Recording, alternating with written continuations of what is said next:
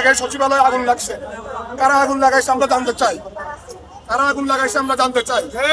এবং ওবায়দুল কাদের 3 মাস দেশে ছিল, 3 মাস পরে সে দেশ থেকে কিভাবে এক্সিট দিছে, আমরা এটা স্পষ্ট জবাব চাই।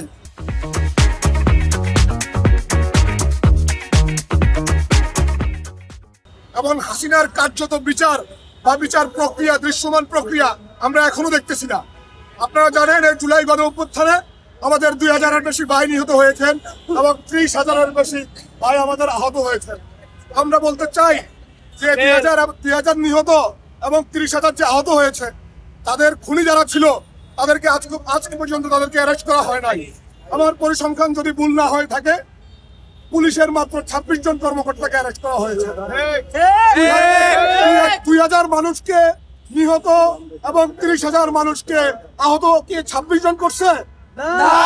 আপনাদের মাধ্যমে আমি বলতে চাই, ছাত্রলীগ, যুবলীগ, স্বেচ্ছাসেবক লীগ, আওয়ামী লীগের কোন শিশু নেতৃত্ব এখন পর্যন্ত অ্যারেস্ট হয়।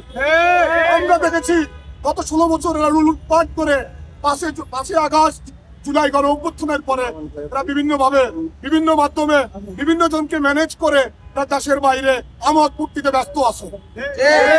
আমরা অন্তর্বর্তীকালীন সরকারের উপদেষ্টাদের কাছে বলতে চাই, আমরা আপনাদেরকে নিয়ে অনেক আশাবাদী। আপনারা আমাদেরকে আশাহত করবেন না, এই জুলাই গণ অভ্যুত্থানকে আপনারা ব্যর্থ হতে দিবেন না। হাসিনা এবং তার দোষরদের অবিলম্বে আইনের আওতায় আপনারা আনতে হবে। এবং আপনারা যে আমলাতন্ত্র দেখেছেন, হাসিনার আমলাতন্ত্র এখনো কিন্তু বহাল তবিয়তে আছে। আমরা এখনো বিভিন্ন এডিসিকে দেখি তারা সরাসরি খুনের সাথে জড়িত ছিল, এজাহারে তাদের নাম বাদ দিয়ে ফাইনাল এজাহার করার জন্য করতেছে। এগুলো কার ইন্ধনে করতেছে, কেন করতেছে, আপনার জবাব চাই। আমাদের সচিবালয়ে যে আগুনের ব্যাপার, সচিবালয় রাষ্ট্রের একটা গুরুত্বপূর্ণ সংস্থা। এই সংস্থায় গোয়েন্দা সংস্থা জানে না, ডিজিএফআই জানে না, এনএসআই জানে না এত বড় একটা দুর্ঘটনা ঘটছে। কেন ঘটছে আমরা জানতে চাই। আমাদের আজকের এই কর্মসূচির মধ্যে আমরা স্পষ্ট ভাবে বলতে চাই, খুনি হাসিনা, তার দোসরদের, তার অলিগার্ডদের এবং যে আমলারা খুনি হাসিনাকে দীর্ঘদিন ক্ষমতায়, অবৈধ ক্ষমতায় থাকতে সহায়তা করছে, তাদের সর্বোচ্চ বিচার নিশ্চিত। হাসিনার যে গ্রাফিতি ছিল, তাদের আধারে হাসিনার দোসররা সেই গ্রাফিতি মিছিল দিয়েছে। আমরা তারই প্রতিবাদ স্বরূপ আমরা এই কারণ বাজারে আমরা গ্রাফিতি সানাইছি। হাসিনা কোনোদিন বাংলাদেশের গ্রাফিতি মুছে হাসিনাকে বাংলাদেশের জনগণের অন্তর থেকে কোনোদিন মুছে দিতে পারবে। বাংলাদেশ যতদিন থাকবে, হাসিনাকে মানুষ বিনা সহকারে স্মরণ করবে। পৃথিবীর ইতিহাসে হাসিনা সর্বনিকৃষ্ট স্বৈরাচারদের মধ্যে একজন। আপনারা দেখেছেন বাংলাদেশে দক্ষিণ চীনের পরে এই প্রথম কোন রাষ্ট্রপ্রধান দেশ ছেড়ে পালায় গেছে। যারা যদি ভুল না হয়ে থাকে, পৃথিবীর ইতিহাসে কোন দেশের রাষ্ট্রপ্রধান মাইক্রোফোনগুলো ওদিকে নেন না, ক্যাবিনেট এবং মাইক্রোফোনগুলো ওদিকে নেন, লজ্জাজনক কিছু কেউ নাই।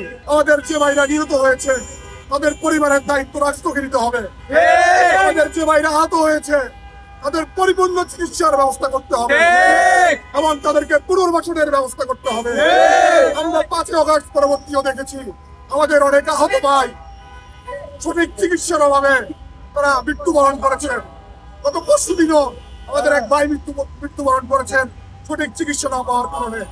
আমাদের অনেকবার চক্ষুহানি ঘটেছে, আমাদের অনেকবার অঙ্গহানি ঘটেছে, আমাদের অনেকবার পা হানি ঘটেছে। আমরা জুলাইকে বলবো না, জুলাই আমাদের মাঝে স্মরণীয় হয়ে থাকবে।